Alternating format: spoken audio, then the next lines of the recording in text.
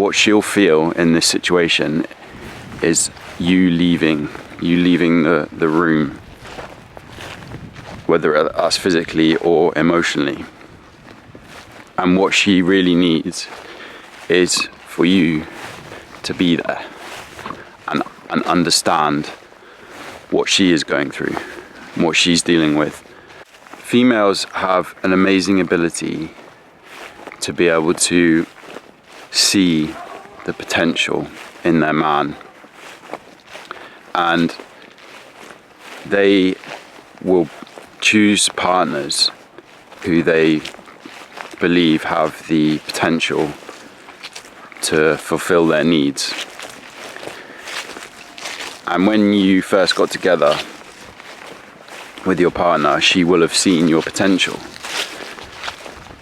But now what she sees is you withdrawing and wasting your life, wasting your potential. And this is deeply unsettling and frustrating for her. Now, there's something very powerful that can happen in these situations. In fact, I'm pretty sure that it's always going to happen in these situations. When the man abdicates his masculinity through withdrawal, whether that's emotional or physical, a vacuum, a leadership vacuum is created in the relationship. So the female sees that the leader that she has chosen is no longer fulfilling his role, and she will automatically, as a response to this, step in to that leadership role. Now, what this actually looks like in a relationship is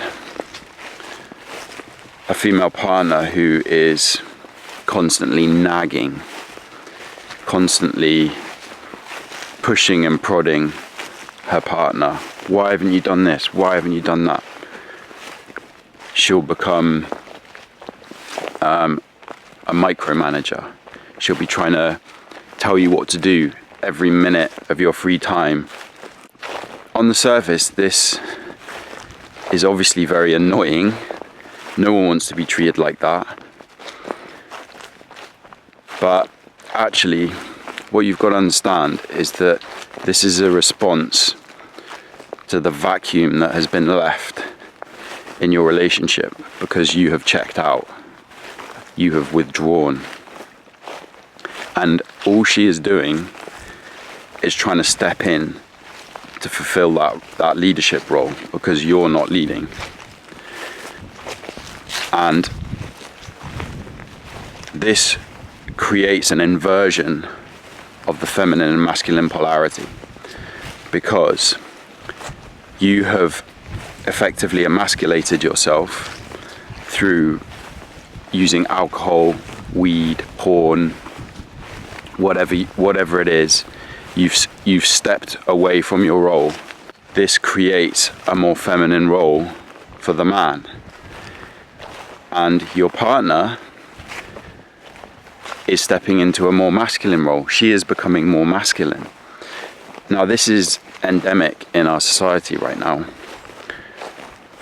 Women are over masculinized and men are becoming emasculated. So you've got this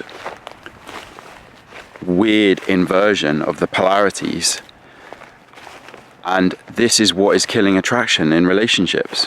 This is why your partner no longer wants to have sex with you, because she is having to step up and be the man, and you are effectively abdicating your responsibilities as the man and the masculine leader.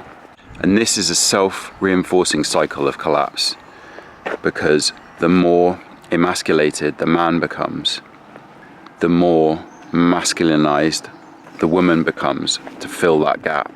I'm not blaming men. These behaviors, the approval seeking, compliance, withdrawal, these are behaviors that we've adapted as men long before we met our partners, even in childhood. This is where we've learned these kinds of behaviors by being raised by women. Our partner's anger and frustration and her emotional storms, they're really not random. These are things that she is directing at your weak points. You need to really look at what she's showing you through these emotional outbursts that you might experience, because that is going to tell you what you need to work on. This is something that I want to share in this series, is the ways you can actually sit with her emotional storms and not collapse or withdraw or try and argue, defend or justify yourself. It is a real skill to be able to sit with a woman's crazy emotions. We, as men and leaders, have to be the lighthouse for the storm that is the female. There was no single moment where I suddenly realized all of this. It was a really gradual process over quite a long period. And there is another book that I would like to recommend, because for me this book was life-changing, and that is The Way of the Superior Man by David Data. When I read this book, it was a bit like a switch that had flipped in me, and I finally saw my relationship for what it was and my behavior for what it was. The real key to wrapping your head around this is that the problems in your relationship, they don't come from your partner. Your partner is just showing you where the problems are, and 9 times out of 10 the problems are within you, and you have to look inwards to solve those problems. You're not going to solve your relationship problems by trying to fix your partner's behavior or change her behavior. You can't change people's behavior, not in a conscious, loving way. So this is all about inner work. The solution to everything that I've described doesn't lie with her. It doesn't lie in changing her behavior, managing her emotions, or expecting her to be any different.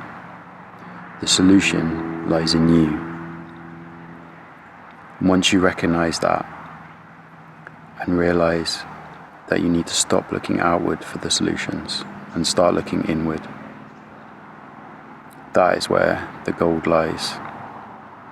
And we're going to be going into that in episode 3. So if any of this landed with you, or you feel like you want to share a comment, I'd love you to get involved in the conversation. Keep showing up, brothers. Keep doing the work. Realize your potential. And remember who you are.